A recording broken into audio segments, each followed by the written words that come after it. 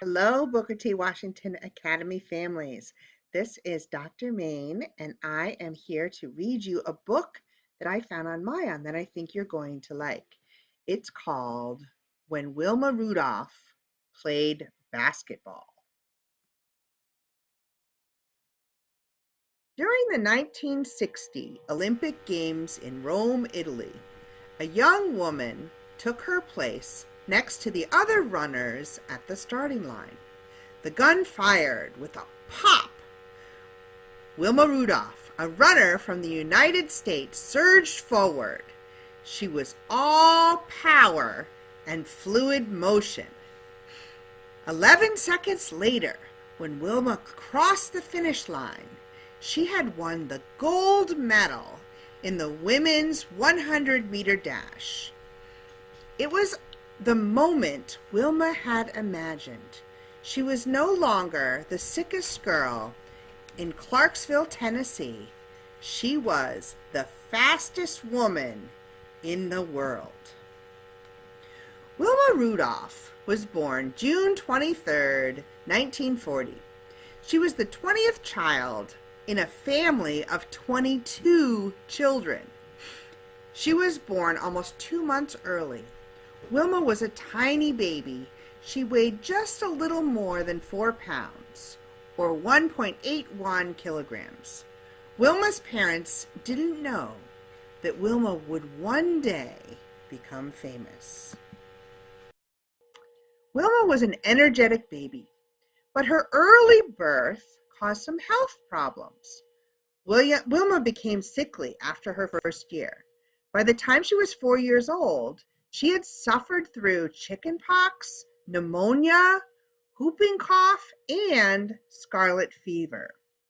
In the 1940s, racial discrimination made it hard for Black people to get good medical care, so Wilma's mother cared for her at home. She piled on blankets and made hot drinks to help cure Wilma's illness. Wilma complained about her mother's remedies.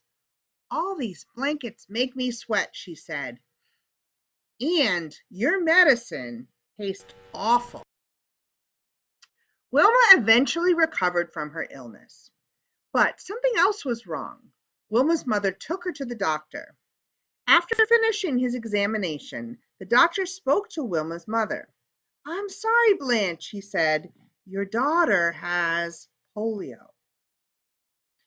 The polio left Wilma's leg crooked and her foot turned inward. The doctor told them that Wilma needed a leg brace. The doctor said, "You won't walk without that brace, Wilma," said her mother. "But you know I will." "I believe you, Mama," said Wilma. Twice a week, Wilma and her mother took a bus to a medical 500 miles or 80.5 kilometers away. There, Wilma received physical therapy for her leg. Spending so much time trying to get well was tough on Wilma. She couldn't play with the other children.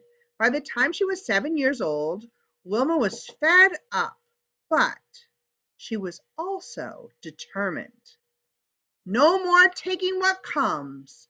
Enough is enough. Wilma imagined herself walking and running without a brace. More importantly, Wilma followed her imagination with action. She did exercises, she took off her brace, and she practiced walking without it. "I'm going to be healthy, just like the rest of them," she said to herself. Soon Wilma would walk well enough to go to school. Finally, she said, "A place I can be with other kids." As she grew older, Wilma realized how difficult life was for most African Americans. She saw racial discrimination everywhere. Segregation meant that Black people couldn't do the same things as white people. They had to use separate drinking fountains and bathrooms. They even had to sit in the backs of buses. Wilma also noticed how hard her mother worked as a maid and cook. "There's something not right about this," Wilma thought. "White folks got all the luxury and we Black folks got the dirty work." Wilma became determined to do something other than to serve white people. At age 9, Wilma took a huge step forward. One Sunday, Wilma's parents held open the church door for her, as they always had. "Hold on," Wilma said. "There's something I have to do." Wilma took off her brace outside, and then she propped her crutches against the wall, opened the door, and walked inside.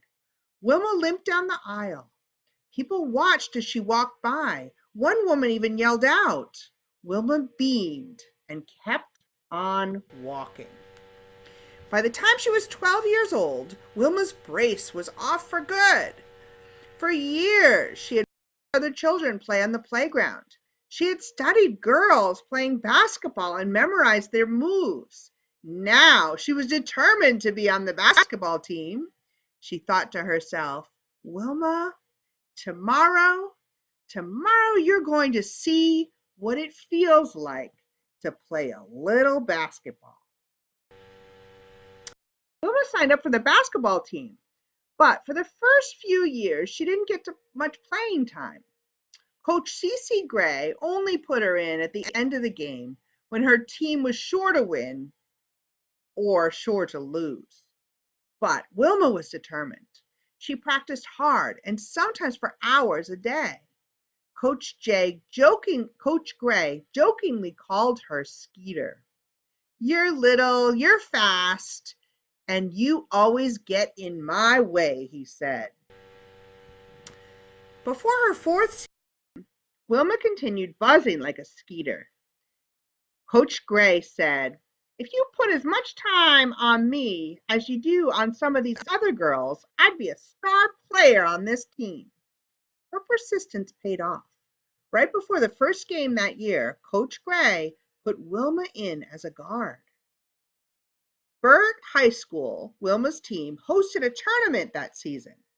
During one game, Wilma scored 32 points, and Burt High had a new star, Wilma Rudolph. Wilma was a star basketball player, but her best talent was running. "I love the feeling of freedom in running," she said. When Ed Temple, the track coach at Tennessee State University, saw Wilma playing basketball, he was impressed. She was a small teenager, but she had amazing speed and focus. Coach Temple invited Wilma to join his sports training camp. There, she trained with the university's women's track club, the Tiger Bells. The Tiger Bells were already famous for winning Olympic medals in 1952. Wilma would add to their fame.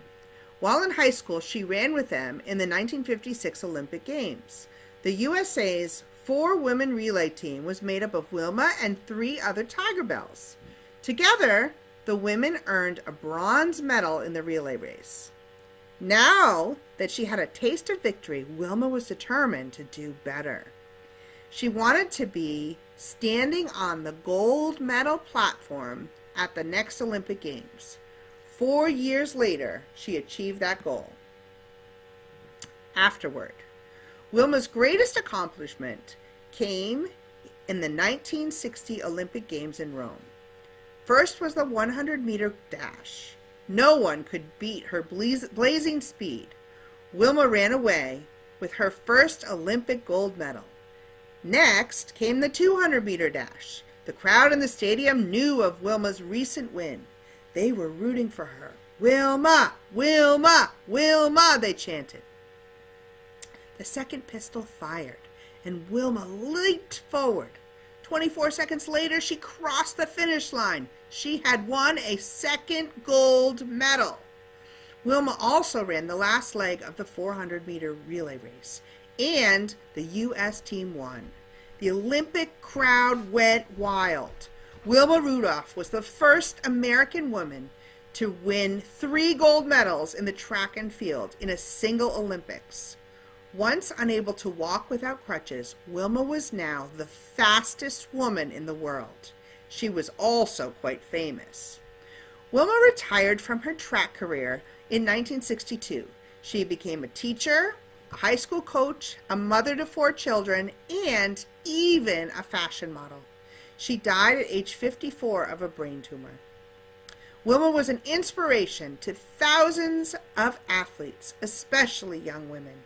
She taught young people everywhere that even when the odds seem to be against them, they can achieve great things.